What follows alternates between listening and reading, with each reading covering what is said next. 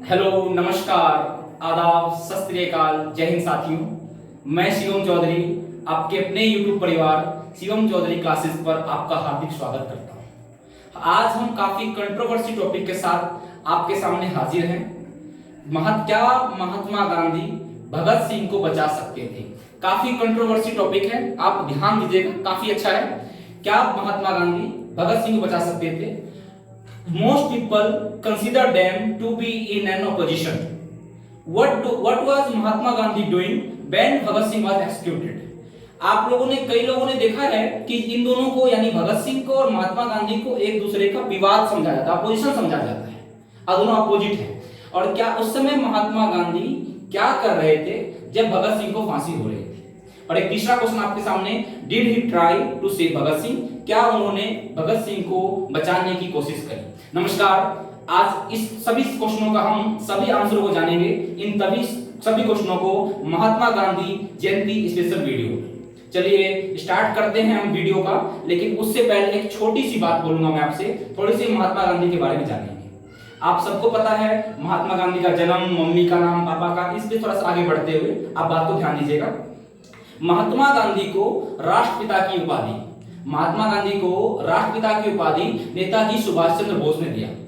और महात्मा की जो उपाधि थी, मैं लिख देता हूं चीज को, और महात्मा की जो उपाधि थी वो आपको रविंद्रनाथ टैगोर ने दिया। अगर मैं लिख दूं इस बात को, मैं आपको लिख के दिखाता हूं। महात्मा गांधी को, महात्मा की जो उपाधि थी वो आपको रविंद्रनाथ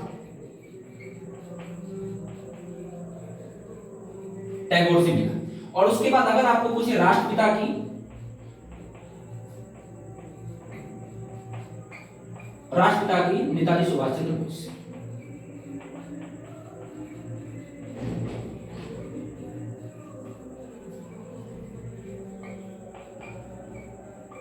नेताजी सुभाष चंद्र बोस से, ठीक है। अब यहां से देखिएगा बात को आगे।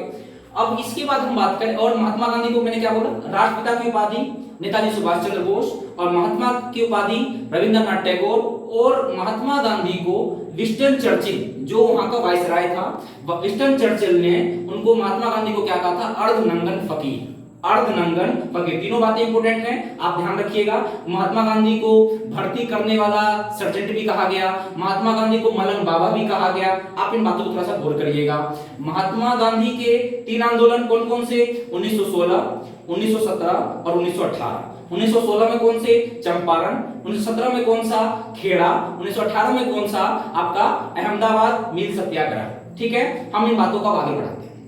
ये तो थोड़ी सी फंडामेंटल बातें थी, हम बातों को आगे बढ़ा रहे हैं। अब गांधी जयंती स्पेशल जो वीडियो है हमारा इसी के पीछे देखिए।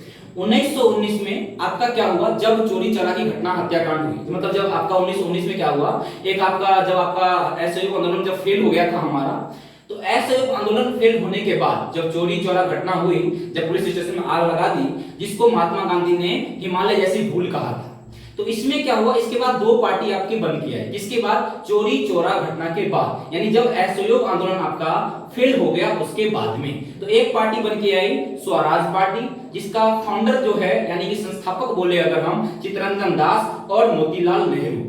ठीक है, 1923 में बनी। और 1923 में एक दूसरी पार्टी बनी जिसका नाम था HRA। मैं लिख देता हूं बात को। जब आपका असहयोग आंदोलन,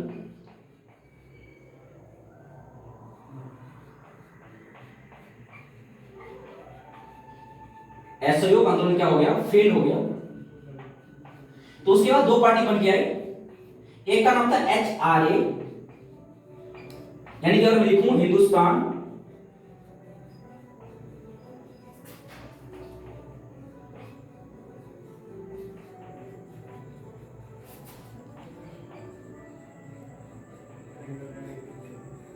रिपब्लिक एसोसिएशन। कब बनाई? 1923 में। और जिसका फाउंडर था, यानी कि फाउंडेड थे इसके, वो थे आपके सचिंद्रनाथ सन्याल,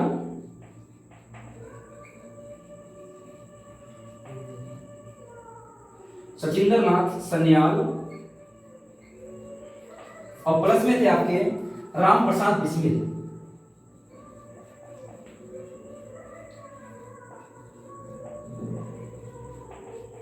आपको बात का ध्यान रखना है।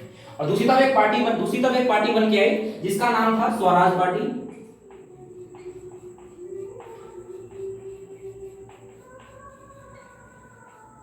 ये सेम बना 1923 में। और इसका जो आपका पार्टी बनी, इसके जो फाउंडर थे यानी कि संस्थापक थे, इसके संस्थापक का नाम सत्येंद्रनाथ सन्याल और राम प्रसाद बिस्मिल।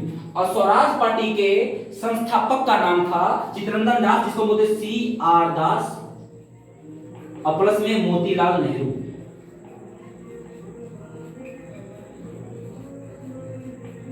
मोतीलाल नेहरू, ठीक। हाँ, ध्यान रखिएगा इस बात को, जो पार्टी बनी, ठीक है। और इनका जो आपका HR वालों का जो मैनिफेस्टो था वो था द रिवॉल्यूशनरी, ठीक है ना, यानी द रिवॉल्यूशनरी, ठीक है। आप बात को गौर करिएगा। और आपका जो चोरी चोरा हत्याकांड हुआ, वो उसके पीछे थोड़ी सी हल्का सा बस कहानी बताता हूँ, हल्का सा देखिएगा। एक तो उसके अंदर जो अंग्रेज लोगों का खजाना जा रहा था, उसको लूटा गया था, किसके द्वारा? राम प्रसाद बिस्मिल, राजेंद्र लहेरी, रोशन सिंह, उसके अशफाक उल्ला खान और चंद्रशेखर आजाद के।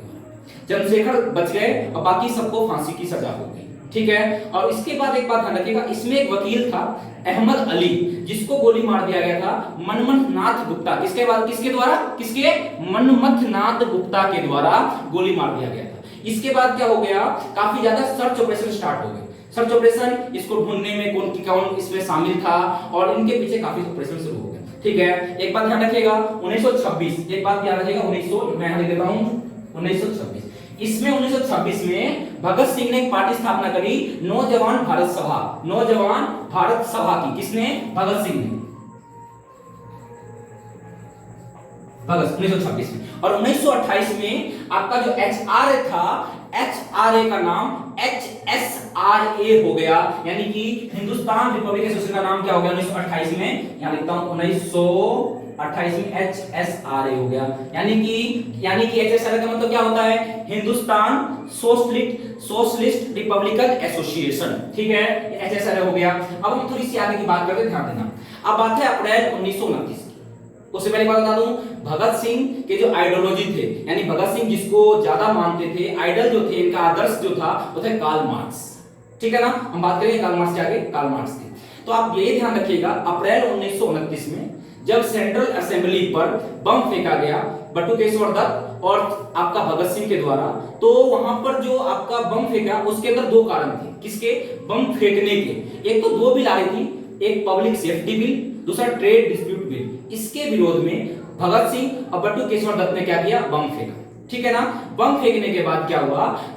जब बम फेंका, उसमें उनके जो प्रेसिडेंट थे, यानी प्रेसिडेंट का मतलब कि जब वहां पर सेंट्रल असेंबली में बम फेंका, तो असेंबली के जो प्रेसिडेंट थे, ये बात काफी लोगों को पता नहीं है, आप गौर करिएगा और आप लिख लीजिएगा इस बात को। मैंने क्या कहा कि जब सेंट्रल असेंबली में बम फेंका गया, उस समय वहां पर असेंबली के जो प्रेसिडेंट थे वो सरदार वल्लभ भाई के बड़े भाई, सरदार वल्लभ भाई के बड़े भाई विठल भाई पटेल थे, ठीक है ना। विठल भाई पटेल थे, वो प्रेसिडेंट ऑफ असेंबली थे, ठीक है ना।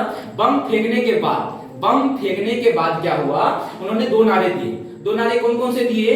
Down with imperialism. क्या कह रहा हूं? जब सेंट्रल असेंबली में बम फेंक दिया, उसके बाद दो नारे दिए, डाउन विथ इंपेरियलिज्म, इनकलाब जिंदाबाद, और एक कार्ल मार्क्स का काफी अच्छा अब उन्होंने बात बताई, worker of the world unit. क्या बोला? Worker of the world unit. ध्यान रखिएगा इस बात का। और जब उनसे पूछा, ऐसा कहा गया, आपने क्यों फेंका? उन्होंने कहा, it takes a loud voice, it takes a loud voice to make deaf hear. बहरों को सुनाने के लिए धमाके की जरूरत होती है, ध्यान रखिएगा। और एक बात बता दो, और इंपॉर्टेंट बात, अच्छा ध्यान रखिएगा, ये जो इंस्पायर था, ये क्या इंस्पायर था? ये जो बम फेंका, ये इनके पास कहां से ये आइडिया आया, कहां से इंस्पायर थे? तो 1893 में फ्रांस के एक नाम था ऑगस्टे वैलियंट। क्या नाम था? ऑगस्टे वैलियंट ने अपने चैम्बर में बम फेंका था, ठीक है ना। ये इंस्पायर 1893 की वहां से फ्रांस से यहां से लिया गया था, ठीक है ना। आप इस बात को भी थोड़ा सा ध्यान रखिएगा। अब हम बात करें थोड़ा सा हंगर स्ट्राइक की। मैं बात तो कहां लिखता हूं? मैं बात यहां लिखता हूं, ध्यान रखिएगा,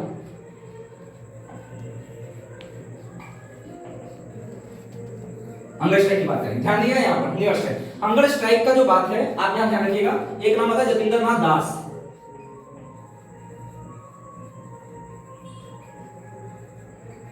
जतिंद्रनाथ दास। ये क्या हंगर स्ट्राइक जो था, मैं आपको थोड़े से पहले बता दूं बातें। हंगर स्ट्राइक भगत सिंह ने किया जेल के अंदर में, जब भगत सिंह को अरेस्ट किया गया बम फेंकने के बाद में।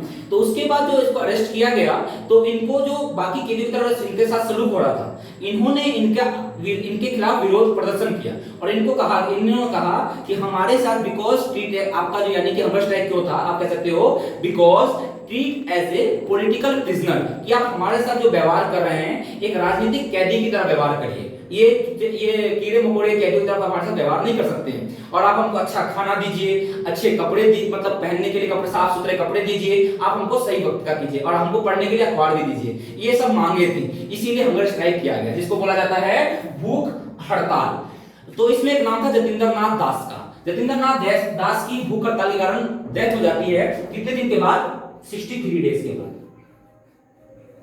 63 डेज के बाद। ध्यान रखिएगा इस बात को भी। और एक बात बताएं कि भगत सिंह ने इसको कितने दिन चलाया? 116 दिन चलाया। किसको? हंगर स्ट्राइक को। ये कब टूटा? वो आफ्टर 116 डेज के बाद भगत सिंह ने क्या किया? हंगर स्ट्राइक को खत्म किया। कब खत्म किया था? आप डेट ले सकते हैं, 5 अक्टूबर 1929, ठीक है ना, जब उनके पापा ने इनको काफी कन्विंस किया, तब जाके इन्होंने भूख हड़ताल को खत्म किया और बाकी अंग्रेज लोगों ने इनकी बात को मान ली थी, ठीक है ना। अब हम आपको एक बात बताते हैं, भगत सिंह के एक वकील थे जिनका नाम था परमनाथ मेहता। परमनाथ मेहता ने भगत सिंह को कहा कि भाई देखिए, आप जो हैं आप अपनी याचिका दायर करवा दीजिए, पेटिशन में ये लिख दीजिए कि हमें माफ कर दीजिए, आप इनको मतलब पेटिशन डाल दीजिए माफी के लिए। भगत सिंह ने उस समय पंजाब के गवर्नर को लेटर लिखा, पंजाब के गवर्नर को से पेटिशन मांगी, पेटिशन उसको लिख के दिए, और उसमें पेटिशन में अपनी बात क्या कही? बात ये कहा कि आप मुझे फांसी पे मत चढ़ाइए, आप हमें सीधा गोली मारिए। किसको? पंजाब के गवर्नर को कहा गया कि आप हमें फांसी पर मत चढ़ाइए, आप हमको सीधा गोली मार दीजिए। अच्छा, अब इसमें महात्मा गांधी का सारा क्या रोल था, हम अपनी बातों पर लौटते हैं। तो महात्मा गांधी ने काफी ज्यादा कोशिश करी, किसके लिए? भगत सिंह को बचाने के लिए, और इरविन से काफी ज्यादा बातें फेल हो गई। लेकिन एक जब फांसी की सजा थी उससे 1-2 दिन पहले गांधी ने इरविन को पर्सनल लेटर लिखा और गांधी को काफी कन्विंस करने की कोशिश करी और अपना पूरा जी जान लगा दी। किसके साथ? गांधी ने इरविन, महात्मा गांधी जी ने इरविन को काफी पूरा जी जान लगा दिया। और उन किस बेसिस पर उन्होंने लेटर लिखा? 4 बेसिस पर। एक था religious views, public opinion, on opinion और इंटरनल पीस। इन 4 बेसिस पर उन्होंने पूरा अपना क्या कर दिया? जी जान लगा दिया, ठीक है ना। और कन्विंस करने की पूरी ज्यादा कोशिश करी, लेकिन बकायदा ये कन्विंसिंग फेल हो जाती है। इरविन इन बातों को नहीं मानता है और भगत सिंह को, राजगुरु को, सुखदेव को, तीनों को फांसी हो जाती है। और जब फांसी होती है उससे पहले भगत सिंह का वकील जो था परमनाथ मेहता जी इनके पास आते हैं। किसके पास? भगत सिंह के पास, और कहते हैं कि आपका आखिरी मैसेज क्या होगा इंडियंस के लिए? तो भगत सिंह बड़ा सटीक जवाब देते हैं और बड़े प्यार से कहते हैं, down with imperialism, long with revolution, इनकलाब जिंदाबाद, इनकलाब जिंदाबाद। और इसके साथ ही वो बात को खत्म कर देते हैं। तो थोड़ा सा ध्यान रखिएगा इस बात को भी कि जब आते हैं तो क्या बात कहते हैं, ठीक है ना। मैं अपना 100% देने का कोशिश करता हूं। आप कुछ ना कुछ जरूर नया सीखे होंगे इस वीडियो में। और अगर आपको पसंद आ रही हो वीडियो, आपसे बस थोड़ा सा रिक्वेस्ट यही है मेरा कि आप वीडियो को थोड़ा शेयर और मैक्सिमम से मैक्सिमम जितना आप सब्सक्राइब करवा सकते हैं कर सकते हैं, जितना शेयर कर सकते हैं, लाइक कर सकते हैं, कमेंट कर सकते हैं, आप बस उतना कष्ट करें। आपकी बड़ा धन्यवाद, बहुत बहुत धन्यवाद। Thank you so much.